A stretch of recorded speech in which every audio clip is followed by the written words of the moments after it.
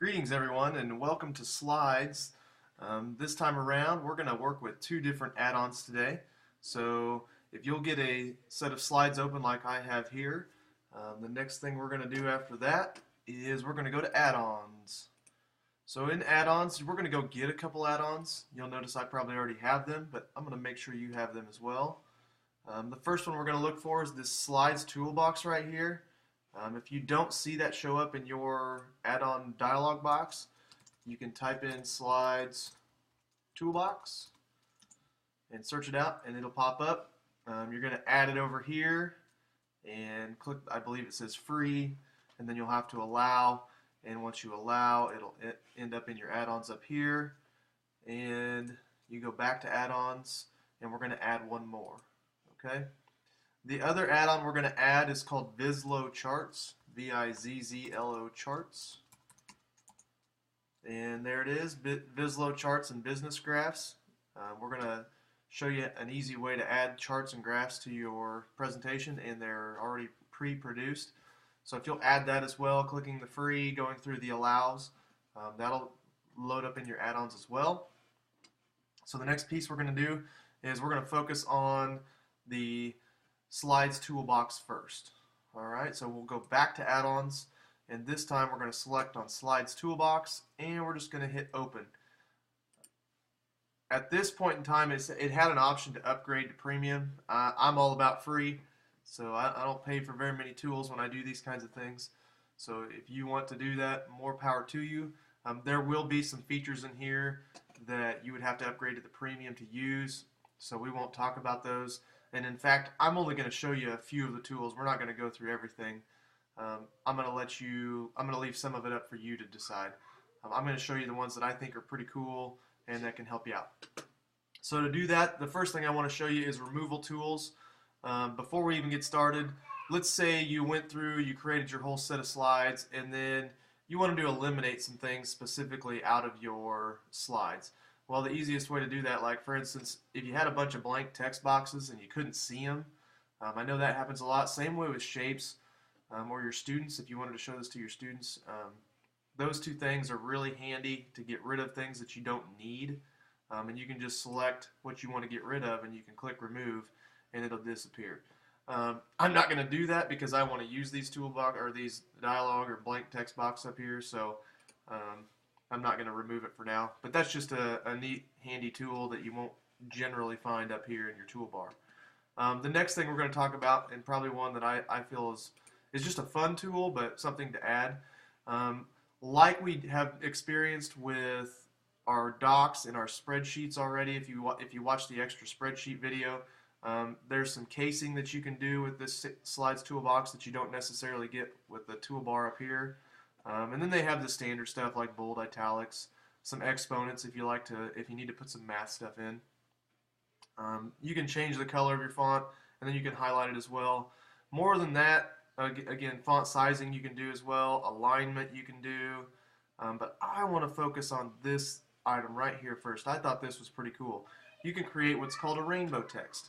And so what I'd like to do today, first of all, just give whatever you want to title your slide. This is just for practice, so you can call it whatever you want. I don't really care. I'm going to call this Google Intermediate and treat it like the class itself. Alright. And after I've done that, I'm going to select my text. And then it's as simple as it's a red, green, blue combination. So I'm going to click on my rainbow text, and there it is. It's given me a red, green, blue combination. Now, there's a catch. This, if you look at the icon right here, it says apply rainbow colors to text. Okay, if you go to the other option, it'll say apply rainbow colors to highlight. So if I click on that as well, it's going to look something like this. Now, here's what I strongly urge you to do. Don't do both because it doesn't turn out very well. Okay, so just a quick Command Z, and if you notice, Command Z or undo is not doing much to it. So you're going to have to come up here and click the undo button if you want that to undo whatever your last action was. Now there's more to this, but you're going to have to play around with it because they, aside from red, green, and blue, the next item they have are numbers. All right, and the numbers represent a wide variety of colors and um, different options. And I have not figured out what the code is to this yet, but it's very interesting. And the more you play with it, the more you get used to it. So I would encourage you to do that. The thing I want to see from you is changing it to a rainbow text, which is pretty simple, right? Just clicking on this button and then turning it to rainbow text. This is probably going to be a tool that's more fun for your students than for you, but something I thought I would throw out there in case you wanted to give your students an option to make their stuff more fun. Okay, so you can play around with that, turn your title into something clever and creative, and then we'll go from there. Okay, scroll down a little bit, and we're looking for, you'll notice I'm going to skip a few, but again, you can try those all you want. I don't think they're super important. I want to move right into, those are still text tools. I want to move right into my import tools. We're going to go right here, and I thought this was really neat, and I use this quite a bit. You're going to create slides from images, create slides from docs, and we're also going to create slides from video URLs. You can do combined slides from multiple files. We're not going to do that today because we're already going to try it with these other three. So if you want to mess with that, that's fine. I'm trying to keep it not too overloaded in this segment. So the first thing I want you to do is create slides from image. So if you click on that option, it's going to take you to your dialog box here. Let's just do single image to start, and then if you want to check out some of these other options you can, but I'm going to require a single image. So after that you hit next, and a dialog box will appear. Here's what I want you to do with the dialog box. I want you to go in and I want you to find at least 3 images to use as slides. So when they populate, you're going to have 3 different slides pop up with separate images on them. So I'm going to go into my files here and I'm going to find some images and I'm going to upload them. Easy way to do that? Well, they give you images right here as an option. If you uploaded some, you could do that. So take a moment to do that. I'm going to go find my 3 and then we'll go from there. Okay, I found my images and now I'm going to select them. And to do that, I'm going to click on my first one. I'm going to hold Command because I have a Mac. You might hold Shift or Control if you have a PC, and you can select multiple images. After I've done that, I'm now going to hit Select down here, and it's going to import my images into this wizard. I'll pause while that goes. And voila, shortly thereafter, my slides with images appeared. And so now you have an already pre-made slide with your images ready to go. And you can still move that, like they aren't set in stone. You can move these images to the left, to the right, wherever you want to do. The key today is that I just want you to realize that that's an option for you to just create a bunch of slides from images that you may already have. And this could serve multiple purposes, and I'll let you decide what purpose you want to serve. So that's the first option. The second option is to create slides from docs. So the next piece is to go back to the same place. You're going to come to your dialog box and you're going to go find a Word file or a doc file that you can use, and it's going to turn it into slides. So I'm going to go find a file first, and then I'll come back and we'll talk about some options within that file that you've chosen. Okay, after I've chosen the document, it takes you to this dialog box where you can select a few things. You can select the style of slide that you would like. You can also select the number of characters, and then down here we'll ask you to decide what you want your title section to be font size wise and font style wise, and same for the document text that comes in. So I would encourage you to take some time to decide what font sizes you would like, what style, how many characters per slide you would like, and then if you want any bold text color or anything like that to go through. So I'm going to pause again, I'm going to select my options and tell you why and what I did, and we'll go from there. Okay, for mine, I'm going to leave it at title and body. I'm going to change my characters per slide to 150. I'm going to change my title to lobster, font size to 30, and I'm going to leave this black. And then over here on this font color, I'm going to leave this black as well. If you ever wanted to change text color, I was going to show you how to do that. You can click the text color dialog box here, or the checkbox. Click on the color palette, and you can move it and find a different color if you like. In my experience, the colors have not come through, or it has prevented the document from being created. But it depends. I've had it work and then I've had it not work. So I'm not sure if that's a PC versus Mac scenario, because I've used this tool on both scenarios. But for simplicity's sake and to make this come through, I'm going to select text color and just keep it at black. Or you can check it off and just leave it at black, your choice. If you want to experiment with the different font colors, you can, but I can't guarantee that it'll come through because I've had instances where it doesn't. So next thing we're going to do is we're going to click import. And you should see your slides populate on the left-hand slide below, and it'll plug in based on your doc and how many words you set. Should plug in slides and breaking your document into parts. And then you can decide if you need to make adjustments from there. But I found that kind of necessary, or an easy way to, if you wanted to offer your assessment or an assignment in slides instead of a document, because it would be more conducive for them to respond in the slides. They could add images, they could add links. It just works a little better than in a document. This is an easy way to do it, just to transfer it over. Okay, so we've done creating slides from images and docs. The last one we're going to do is from a URL video. You want to create a slide from a URL video. So we're going to click on this link or this button, and you'll notice that it says paste the list of YouTube video URLs to import. Only YouTube videos are currently supported.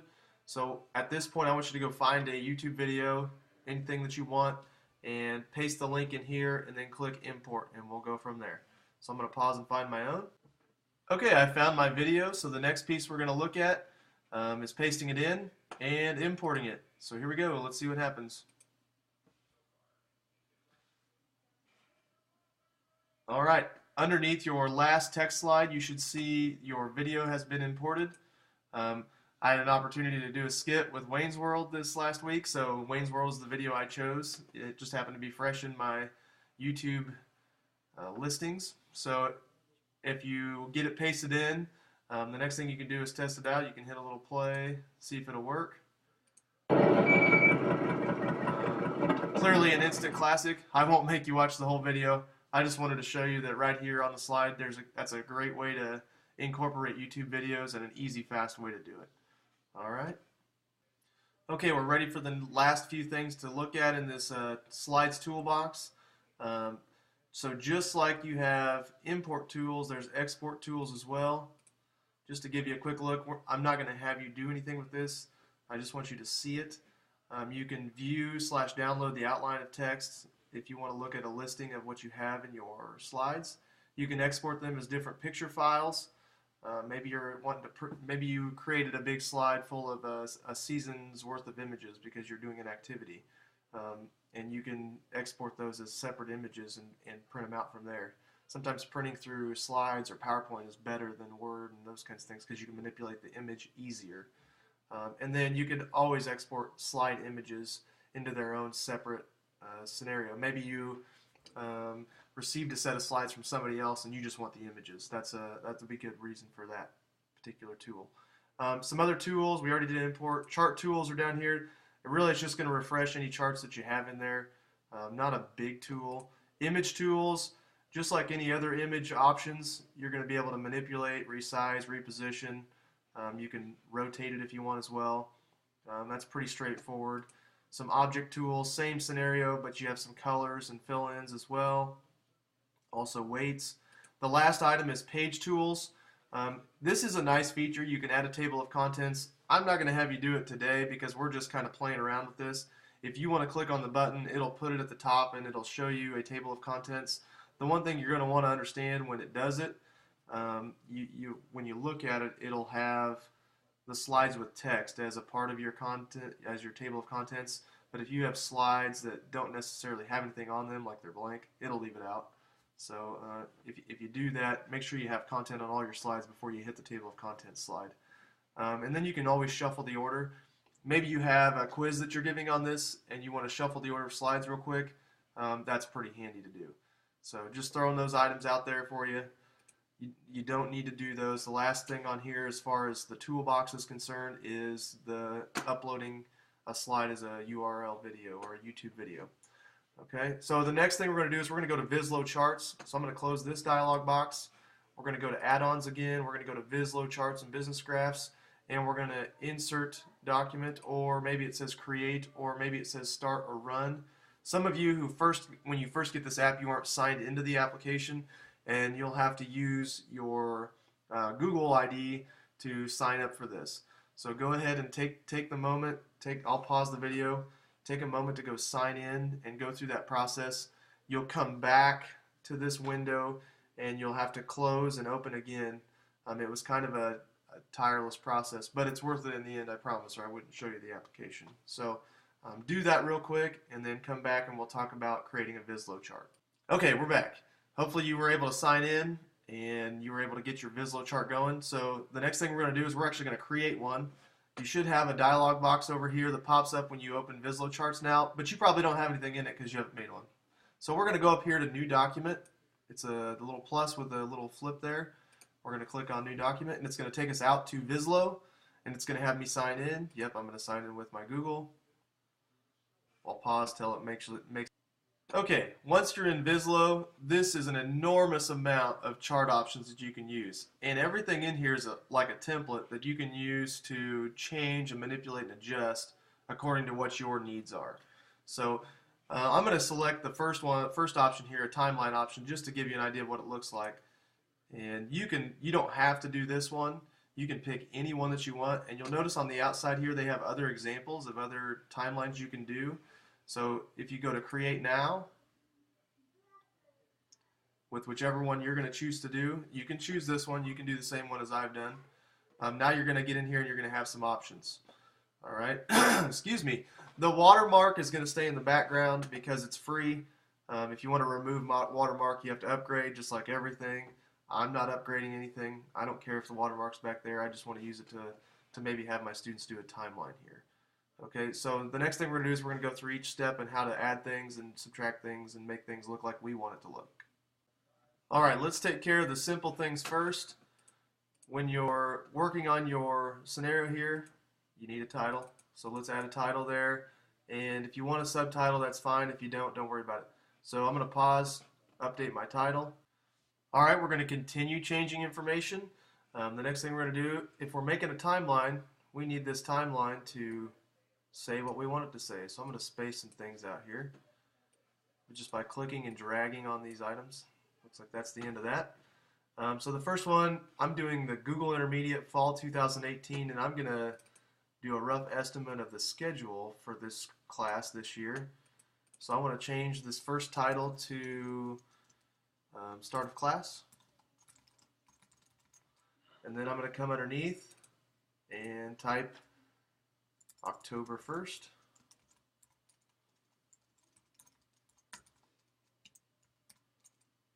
And then I don't need new funding or no funding, so I'm going to delete that. And I actually want to change and make sure my timeline looks right, so I want to change the date as well. To do that, you're going to come over here where it shows the date on your right-hand side of your editing window. So to do that, we're going to replace 2017 with 2018. We're going to change it to the 1st. I'm sorry, we're going to change it to the 10 because that's the month, and then we're going to change it to the 1st. And that should give us, yep, right down here, October 1st, 2018. And so what I'd like you to do if you're doing the timeline is go ahead and edit these other points and make them look as though you want them to look. And I'll come back with a more completed template here in a moment. Okay, I'm back. I was able to add all my information in, except I realized that I needed another milestone. I have my 4 points of data, but I need a 5th. So I was going to show you how to add a milestone real quick. It's pretty straightforward. If I click on one of the previous milestones that I've been working on, you'll notice underneath here you can add a milestone. In addition, if you just clicked on data, you could add it through there as well. So I'm going to add a milestone here by clicking the plus, add a milestone, and it'll show up, but I don't really want it to stay there. I want to move it in between in this third portion area.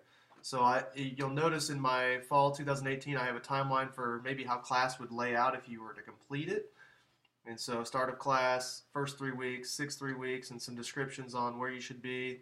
and I didn't have enough room for the midpoint after the halfway point and before the end. So I decided to add this new milestone. I'm going to go fill this out, and then I'll come back and show you how to add and edit a little bit of the visual effects of this scenario. Okay, I've made my update. All my timeline is done and created here. Clearly, this is a rough estimate of what might take place as you complete this course. Some of you may finish by the 22nd, so it's completely possible to do so. So don't take this as the way to do it. It's just a suggestion. So the last thing we want to do with the Vizzlo charts is we want to make it look a little more presentable. So there's a couple things you can do. One of the items over here has to do with color, and you can adjust that.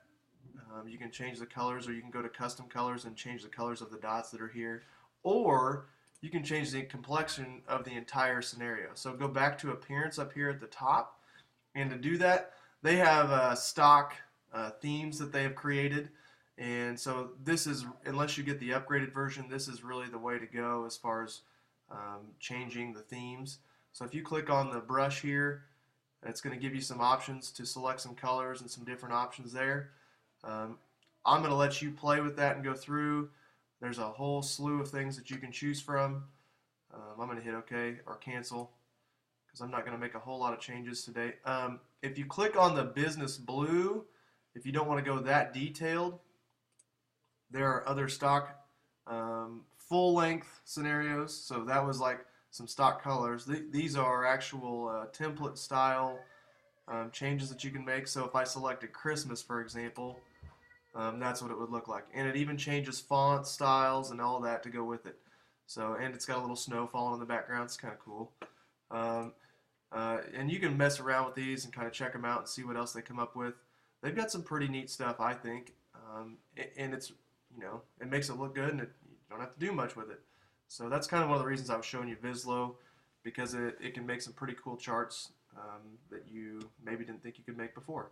So after you're done creating it, the next thing to do is to share it, right? We want to be able to utilize this scenario. So that's the next piece we're going to talk about, and that's what we'll conclude with. All right, so there's a couple ways to do this. The first one, when you click to share this thing, you can go to export and share, and there's a couple things you can do. The first option is to download it as a PNG, and that'll go right to your files, and then you can go insert it through your downloads into your Google Slides.